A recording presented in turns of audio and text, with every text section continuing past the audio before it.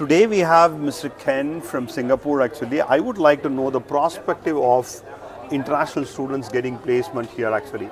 So there's roughly about 60 to 65,000 international students every year comes to Singapore actually. There's a good number of students also come from India too actually. So I would like to know, is there any restriction on hiring international students, or you have any cap on hiring international students? No. I think that's normally a misconception on this, right? We don't really have a restriction on how many international student can the Singapore hire in one given goal. I think a lot of it depends on the student itself, right? The adaptability of the student. And one trait that I mentioned earlier, during the panelist session was one thing that everyone's looking at right now is how adaptable you are to the current market. Very true.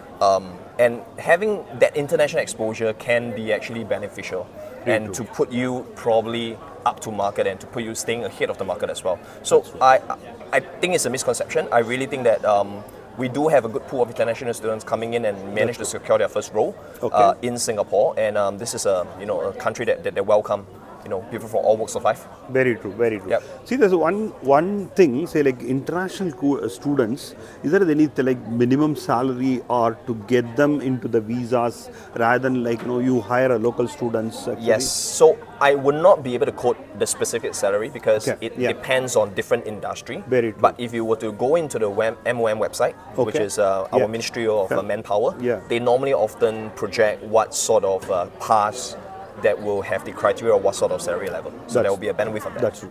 So students, one challenge for the international students, the visa has to be issued by the company actually.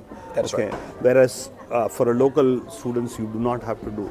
So is there any challenge on that actually? Sometimes it depends. So I would say it depends on where the strength is, right? If let's say your photo is in tech, and in transformation per se. And that is probably a niche skill, a very specialized skill. Very true. Or data analytics. Yeah. Those are normally the roles that you will naturally get in the position because that is in demand in the Singapore landscape.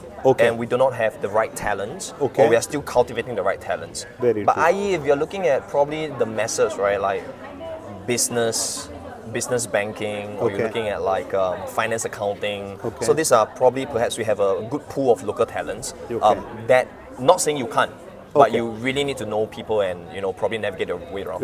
So especially the skill shortage area, obviously, because there is a need of a manpower and it's more of Singapore is always a hub for in Asia actually. So you say in that area, if international students pursue their undergraduate or masters, there will be a highly possible to get placed here. Is that there is definitely the opportunity because Singapore is a multiracial company. A country to start with, right? Yeah. And a lot of companies, their HQ here has that initiative of diversity and inclusion. So in fact, I think this is a really good opportunity for you to stay ahead. Yeah. How do you see a roadmap for 2025? It will be better than 2024. All of us go for it actually. Probably I would say Q1 is still going to be a bit slow, just given that a majority of in Singapore, Chinese New Year is a very big thing. Yeah. And normally it's the end of January, so that's where people will probably bounce in and out. But right after that, probably in Feb to March, we'll see an uptick. But we personally think from a recruitment standpoint that hiring will be back in fire probably in H2 2025. H2, yeah. H2 or Q2? H2. June onwards. Yeah, July onwards. Yeah, okay, that's good. Thanks for your time actually. All right, thank you. Such a great input actually. Thank you So much.